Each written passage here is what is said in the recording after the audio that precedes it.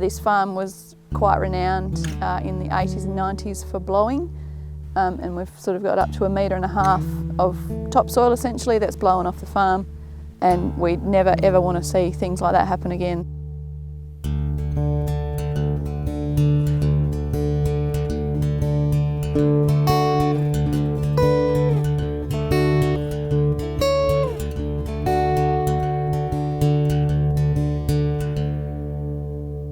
My name's Jodi Duncan. I'm a mixed crop and livestock farmer.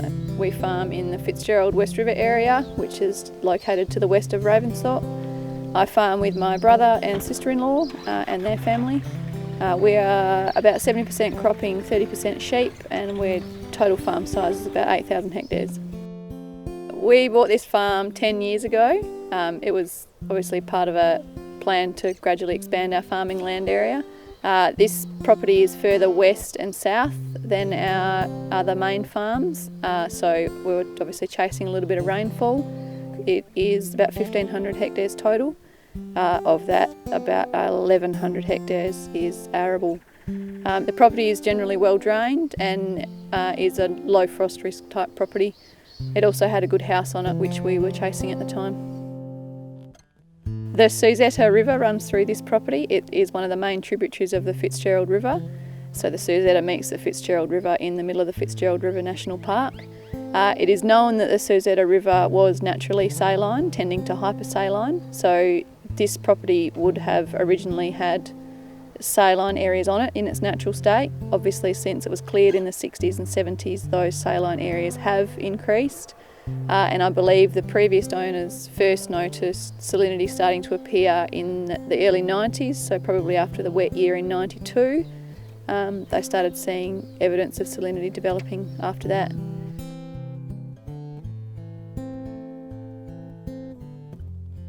We have definitely seen saline areas increase in the time we've owned the property. Particularly we had after a run of wet years sort of between 2013 and 2016.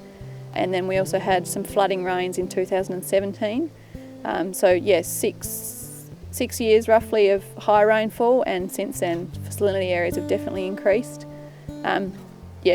Popping up in areas we wouldn't have expected to find salinity on hillsides and in the middle of paddocks, as well as spreading out from the creek lines.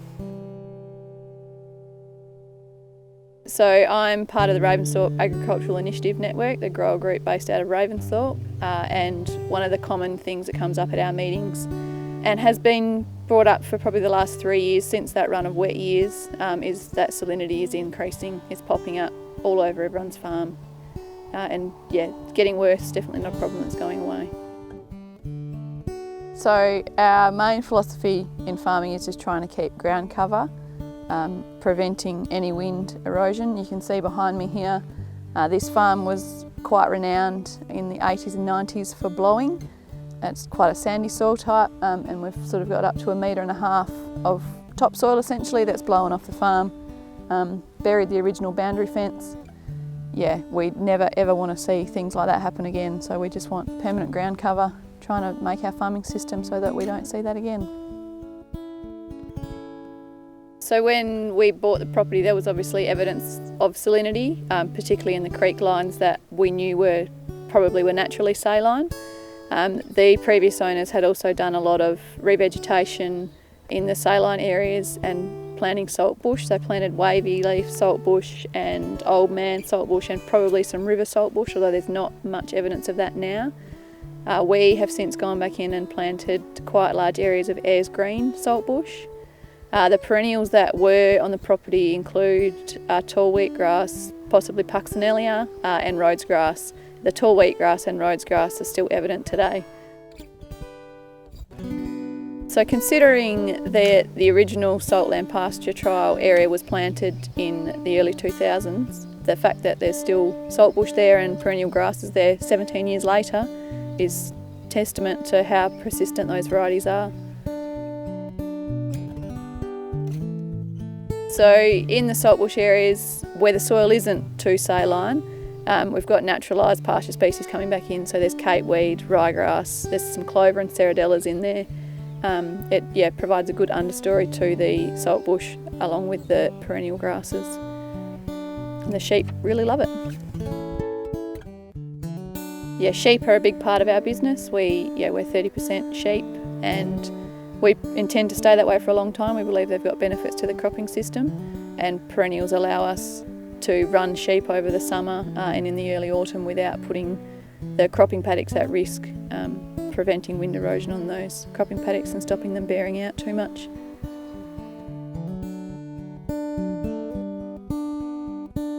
We can also use saltbush areas for confinement feeding, again to take the pressure off cropping paddocks that are going into pasture, and we can make sure those pasture paddocks get away before the ewes start lambing, and then when they start lambing they're on good feed.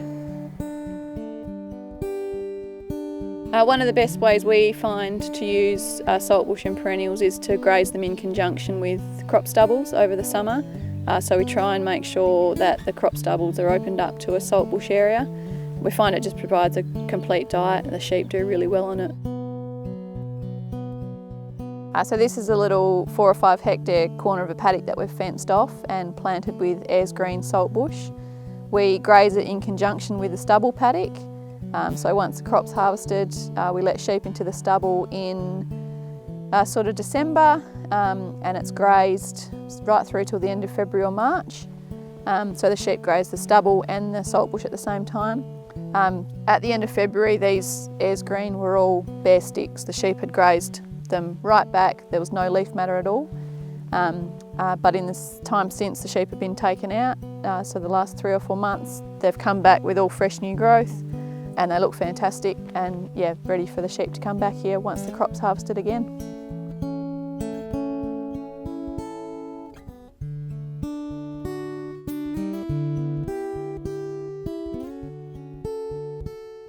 In purchasing this farm, we've inherited a really good saltland pasture site and perennial site. The previous owners did the numbers when they established that site on the payback period for salinity or revegetating saline areas with saltbush and perennials. The calculations then were about $350 a hectare establishment costs, so that's back in 2003. That doesn't include fencing, and at that time the calculation was that they would get 1,000 grazing days per hectare for the site, which will pay off the investment in about 2 years. So across all our properties we try and do a little bit of re-veg every year with mostly native tree species and shrub species. Each year we sort of do between 2 and 10 hectares. On this property we've tried direct seeding and seeding seedlings of native species. Unfortunately we've had a couple of dry years and it hasn't necessarily been successful, but it's an area that is highly susceptible to wind erosion. The sheep just camp on it, and it wasn't really a productive area for us, so we've fenced that area off and are looking to revegetate it to provide a good windbreak, to provide shelter for sheep, and just to make that area look much more pleasing.